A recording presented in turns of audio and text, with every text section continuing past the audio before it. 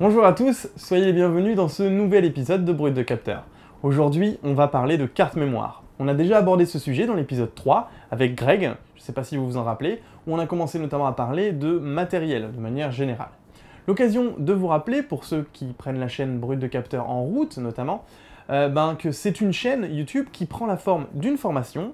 Il y a donc des épisodes comme celui-ci qui peuvent être vus sans avoir regardé un petit peu les précédents, mais de manière générale, si vous êtes débutant et que vous n'avez pas vu le premier épisode, rien ne sert de regarder le 15e. N'hésitez donc pas à reprendre les épisodes dans l'ordre pour mieux comprendre ceux qui vont arriver plus tard. Allons-y. On a donc vu dans l'épisode 3 qu'il existait plusieurs formats de carte mémoire. Mais comme ici sur Brut de Capteur on est entre gens sérieux, on va se concentrer aux deux formats intéressants, à savoir les cartes SD et les cartes CF.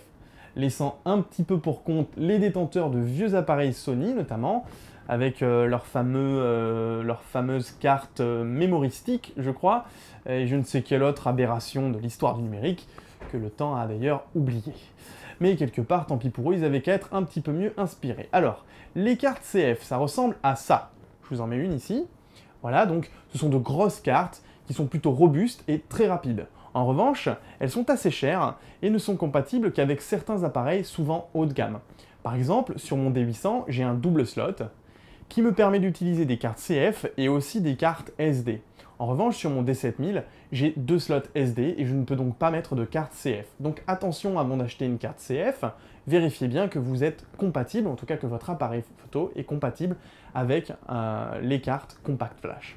On voit donc que ces cartes sont réservées aux heureux détenteurs de réflexes haut de gamme, et c'est certainement peut-être pas votre cas. Donc on va passer directement aux cartes SD, d'autant que beaucoup de ce qu'on va dire pour la carte SD est aussi valable pour la carte CF. Alors les cartes SD. Les cartes SD se divisent en trois catégories. Les cartes dites simplement SD, elles sont un petit peu obsolètes aujourd'hui puisqu'elles ont des capacités très faibles. Ensuite, on a les cartes dites SDHC pour High Capacity, HC pour High Capacity ou Haute Capacité, qui sont les cartes qui oscillent, on va dire, entre 4 et 32 gigaoctets de capacité. C'est donc le gros de la troupe et c'est souvent celle-ci que nous utiliserons. Et puis, il y a les cartes SDXC pour les capacités très étendues, qui vont donc de 64 Go, il me semble, jusqu'à 512 gigaoctets. Bien sûr, tout ce que je vous dis est valable à l'instant T, mais je pense que dans les années à venir, et ça devrait être assez rapide, nous aurons des cartes qui feront plusieurs téraoctets. Ce qui, à mon sens, n'a pas grand intérêt, en tout cas pas en photographie. Mais ça, c'est un autre débat. Le problème, c'est que ce sont des technologies différentes, et que, bien sûr, tous les appareils photo ne sont pas compatibles. En gros, en l'état actuel des choses, la totalité des appareils photo est compatible avec les deux premières catégories, à savoir la catégorie SD et SDHC, à moins d'avoir un dinosaure qui a été fabriqué au début des années 2000. Bon. En revanche, tous les appareils photo, et notamment tous ceux qui ont été fabriqués avant 2012, ne sont pas toujours compatibles avec la technologie SDXC. Mais si votre appareil est un minimum récent, rassurez-vous, il peut tout accepter. Pensez tout de même à vérifier, avant d'acheter une carte mémoire, que votre appareil photo est compatible avec le système de carte mémoire que vous comptez acheter. Quelle capacité pour vos cartes mémoire? On a déjà vu ensemble qu'il valait mieux éviter de mettre tous ses œufs dans le même panier. C'est vraiment un truc qui fait l'unanimité dans le monde de la photo, et très rares sont les gens qui contredisent ce concept. Et certainement pas moi, puisque j'ai déjà eu des petites déconvenues avec des cartes mémoire. Il vaut donc mieux avoir plusieurs petites cartes mémoire qu'une seule grosse. Je passe sur les raisons, on a déjà vu ça dans l'épisode 3. Mais il ne faut pas non plus qu'elles soient trop petites pour ne pas avoir à les changer toutes les 3 minutes. Surtout quand on prend des photos dans la durée.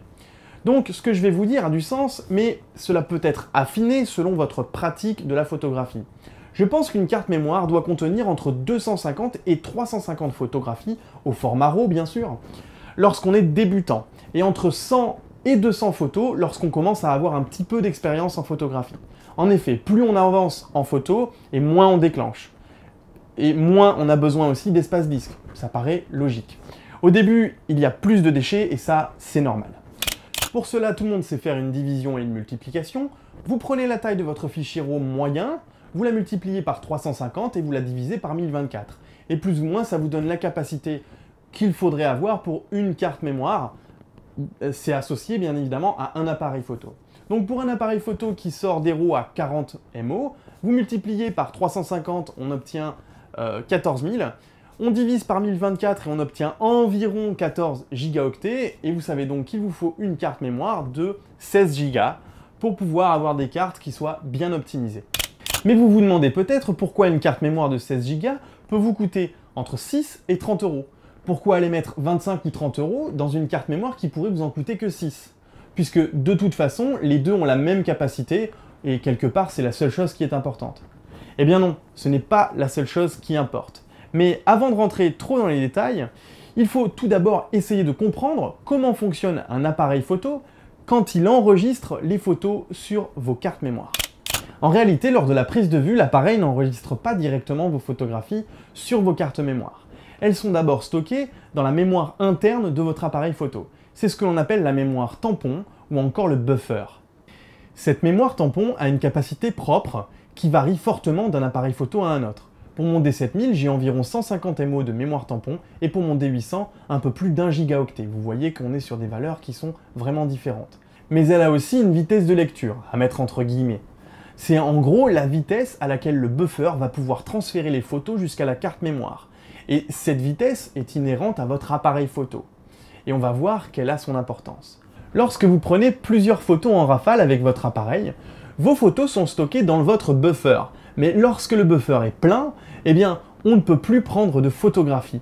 Il faut donc attendre que le buffer se vide pour pouvoir déclencher à nouveau. Pour chaque photo transférée sur la carte mémoire, vous pourrez déclencher une fois de plus, et ainsi de suite.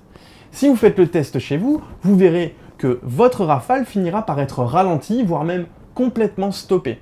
Sauf si vous travaillez avec des JPEG en basse qualité et que vous avez des cartes mémoire très rapides. Et la rapidité avec laquelle le buffer va se vider dépend de la vitesse de lecture de celui-ci, dont on vient de parler juste à l'instant, mais aussi de la vitesse en écriture de la carte mémoire qui est utilisée. Si notre buffer peut envoyer nos photos à par exemple, disons, 90 mégabits seconde, mais que la carte ne peut les écrire qu'à un taux de transfert de 15 mégabits seconde, eh bien ça veut dire qu'un RAW de 30 mégaoctets mettra 2 secondes pour atterrir sur ma carte mémoire. Et inversement, rien ne sert d'avoir une carte mémoire qui a un taux de transfert en écriture de 90 mégabits par seconde si votre buffer ne peut pas les transférer à plus de 50 mégabits par seconde. Vous l'avez saisi, on ne peut pas jouer sur la vitesse de transfert de notre mémoire tampon. En revanche, on peut choisir des cartes plus ou moins rapides. Et c'est là que ça devient intéressant. Et oui, parce que c'est ça qui fait la différence entre une carte à 6 euros et une carte à 30 euros. C'est notamment son taux de transfert. Et nous allons voir qu'elles ne sont pas toutes égales de ce point de vue. Alors, avant de vous parler du taux de transfert en écriture de vos cartes mémoire, il est important de vous expliquer ce qu'il y a écrit dessus.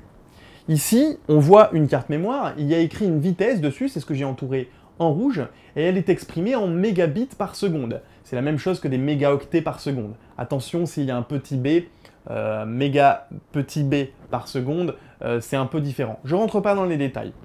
On peut trouver aussi des choses de ce genre, avec écrit 200x, 400x ou 600x. En réalité, il faut tout simplement multiplier ce chiffre par 0,15 pour obtenir la conversion en mégabits par seconde. Ainsi, une carte de 400x est en fait une carte à 60 mégabits par seconde. Je vous le donne en mille, les fabricants affichent, contrairement à ce que la majorité des gens pensent, non pas la vitesse en écriture de vos cartes mémoire, mais bien la vitesse en lecture de vos cartes mémoire. Puisque bien sûr, vous l'avez compris, elles sont beaucoup plus vendeuses, si vous voyez ce que je veux dire. Autrement dit, les vitesses qui sont inscrites sur les cartes mémoire sont 9 fois sur 10 les vitesses à laquelle vont se transférer vos photographies de votre carte mémoire jusqu'à votre ordinateur. Ce qui, vous l'aurez noté, n'a absolument aucune importance, puisque dans cette phase-là de la production de photos, en règle générale, on a du temps, donc on s'en fiche. Mais bien sûr, les fabricants jouent sur cette ambiguïté pour enrhumer du crétin. Et ça marche très bien, puisque beaucoup de photographes, même des professionnels, pensent que ce que l'on voit là, c'est les taux en écriture. Mais c'est bien sûr pas vrai. Si vous n'en êtes pas convaincu ou persuadé, je vous invite à faire des recherches sur les sites officiels des marques connues. Et par exemple ici, chez SanDisk, ils ont au moins l'honnêteté de nous parler de vitesse en écriture. Par exemple, pour cette carte, on voit qu'on passe de 90 MB secondes annoncé à en réalité 40 MB secondes en écriture. Ce qui, en plus, en test réel, s'approche plus des 30 MB secondes.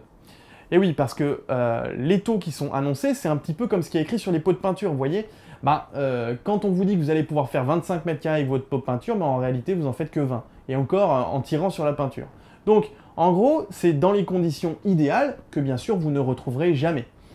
Donc, pour ma part, je teste mes cartes avec un lecteur de cartes d'un bon niveau, et bien sûr, le tout en USB 3.0 des deux côtés. Et je me rapproche des taux réels maximum, mais dans tous les cas, je n'obtiens jamais les taux constructeurs annoncés. Bref, on passe. Ensuite, vous l'avez peut-être remarqué, ici, on a un petit sigle sur cette carte mémoire, et on va le retrouver bien souvent. C'est un petit C avec un chiffre dedans. Ça, c'est ce qu'on appelle la classe de votre carte mémoire. En gros, les classes sont déterminées en fonction du débit minimum en écriture qui est garanti. Et le chiffre correspond au débit. Donc une classe 4 garantit 4 mégabits par seconde en écriture, donc c'est plus ou moins à éviter. Une classe 6, 6 mégabits par seconde, et ainsi de suite jusqu'à 10. Alors, je ne vais pas prendre de gants avec vous, rien ne sert de prendre autre chose que des classes 10. Il y a une grosse démagogie sur le sujet, et on entend beaucoup de gens dire « Oui, mais moi je fais que du JPEG, j'ai un appareil photo qui est pas très gros, donc une classe 6 par exemple, eh ben c'est suffisant. » Je vous le dis tout de suite, si vous avez suivi mon premier conseil qui était d'acheter un réflexe, vous pouvez oublier ça et de manière définitive. Je prends l'exemple par exemple de cette carte, qui n'est pas vraiment au top, il faut l'avouer, mais qui pourra par exemple suffire dans certains cas, notamment quand on a des petits réflexes d'entrée de gamme. Bon, c'est déjà une classe 10, vous voyez, et ça coûte 11 €.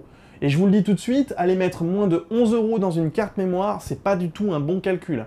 Il faut pas oublier que la carte mémoire transporte vos photographies, donc ne faites pas des économies de bout de chandelle, vous finirez forcément par le regretter.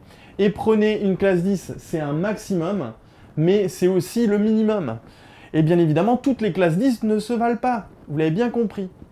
Donc, pour cette carte, on nous annonce un taux de 30 mégabits par seconde en lecture, ce qui est plus ou moins le cas. En revanche, en écriture, on dégringole puisqu'on retombe à 13-14 mégabits par seconde. Imaginez un seul instant que je mette ça dans mon D800. J'ai des fichiers RAW qui sont à 70 mégaoctets. Voilà. À raison de 13 mégabits par seconde, il me faudrait 6 secondes pour transférer une seule photo sur la carte mémoire. Et environ plus d'1 minute 20 pour vider le buffer entièrement après une rafale de 3 secondes. Vous comprenez que je ne peux pas me permettre d'attendre 1 minute 30 pour pouvoir reprendre des photographies. Ça n'a pas de sens. Donc une classe 10, c'est le maximum qu'on peut faire, mais c'est aussi le minimum syndical. Ne prenez pas autre chose. Voilà, d'autant que vous l'avez vu, on a des classes 10 qui commencent à des prix vraiment très très bas, et avec des taux de transfert très très bas aussi. On ne parlera pas de la classe de vitesse UHS, que l'on retrouve maintenant sur la plupart des cartes récentes, puisqu'il faut bien qu'on s'arrête quelque part, et que cela concerne principalement les gens qui font de la vidéo, et vous l'avez compris, c'est pas le lieu pour ça. Donc dans le meilleur des mondes, que faut-il faire pour bien choisir sa carte mémoire? Eh bien, il faudrait connaître le taux de transfert en lecture de votre mémoire tampon. Je suis pas sûr que les termes que j'utilise sont vraiment les bons, mais en tout cas, vous avez compris de quoi je parle. Et prendre une carte qui a un taux de transfert en écriture, j'insiste sur le mot écriture, supérieur ou égal. Le problème, c'est que les marques d'appareils photo ne communiquent pas beaucoup sur leur mémoire tampon, voire pas du tout. Et que les marques de cartes mémoire sont souvent pas très bavardes sur les taux en écriture. Mais Brut de Capteur est là pour vous donner des astuces, donc je partage avec vous une combine.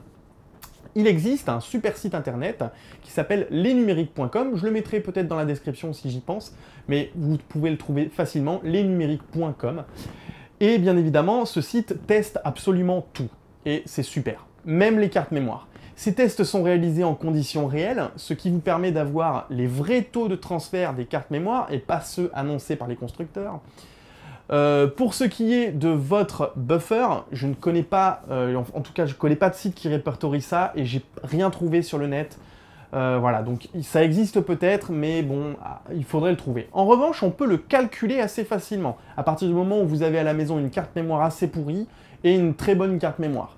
Vous voyez l'ironie de la chose, pour bien acheter des cartes mémoire, il faut déjà en avoir. Bon, bref. Mais en tout cas, on peut calculer cette vitesse de transfert de votre buffer. Je pourrais faire une vidéo bonus si ça intéresse vraiment des gens, mais il faudra le mettre dans les commentaires, me dire que ça vous intéresse parce que c'est du travail supplémentaire, et si ça n'intéresse personne, éventuellement je vais pas me casser la tête. Voilà, et je vais pas en parler dans cette vidéo bien sûr, puisque ça pourrait doubler le temps de la vidéo, donc voilà, et elle commence à déjà être très très longue. Voilà, en ce qui concerne les marques, On n'est pas là pour faire de la publicité, mais à un moment donné, il faut rester sérieux. Les marques qu'il faut prendre, c'est SanDisk, Lexar et PNY. Tout le reste, vous mettez à la poubelle. Évitez par pitié les trucs exotiques du genre Transcend, Hama, Sodial, ou même Samsung, qui est quand même bien meilleur, mais toutes ces marques fabriquent des cartes mémoire depuis avant-hier. Donc, évitez ce genre de marques, restez dans des marques de confiance qui n'ont plus leur réputation à faire. Autre combine, il semblerait que la fonction correction automatique de la distorsion qui est dans votre boîtier, je vais vous mettre une petite incrustation pour que vous voyez à quoi elle ressemble, ait tendance à ralentir le transfert entre le buffer et la carte mémoire. Donc, désactivez-la puisqu'en plus, elle ne sert à rien. On verra ça dans une autre vidéo, peut-être, plus tard. Voilà. Et pour finir, un dernier petit conseil. Ce conseil, c'est de protéger vos photographies. La carte SD, c'est pas cher comparé à une carte CF, mais c'est aussi 1000 fois plus fragile. Je vous présente une carte qui fonctionne encore, mais que je n'utilise plus car comme vous pouvez le voir, elle est prête à rendre l'âme. Ça serait vraiment la roulette russe d'utiliser cette carte mémoire. Elle peut me lâcher à n'importe quel moment. Pour cela, donc, gardez les petites boîtes qui sont fournies avec vos cartes mémoire, ça c'est important. Ou sinon, la voie royale, vous utilisez une boîte telle que celle-ci, qui peut contenir jusqu'à 8 cartes mémoire.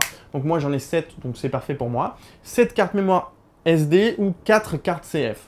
Et ça coûte en ce moment 5,50 € sur Amazon, 5,51 € je crois sur Amazon. Donc ça vaut vraiment pas le coup de se priver de ce genre de truc. Ça protège bien vos cartes et du coup vos images. N'oubliez pas non plus le dicton qu'on entend souvent à propos des cartes mémoire, qui peut le plus, peut le moins. Vous ne regretterez jamais d'acheter une carte mémoire trop bien. En revanche, vous regretterez bien souvent d'avoir été à l'économie.